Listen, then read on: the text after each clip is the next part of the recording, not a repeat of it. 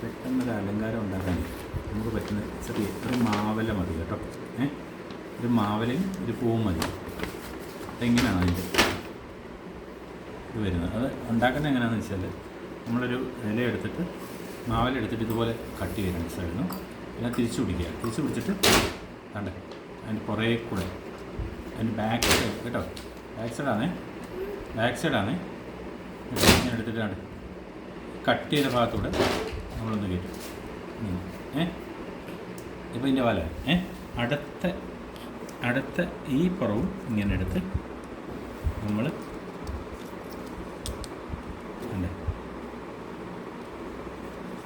ഇവിടെ ഇങ്ങനെ ഇതിപ്പോൾ ആയി കഴിഞ്ഞു. ഇനിയിപ്പോൾ നമ്മളൊന്നും ചെയ്യണ്ട. നമ്മളൊരു ഫ്ലവർ എടുക്കുക, നല്ലൊരു ഫ്ലവർ എടുക്കുക, ഏതെങ്കിലും മതി, നിങ്ങൾക്ക് ഇഷ്ടമുള്ള ഫ്ലവർ എടുക്കുക.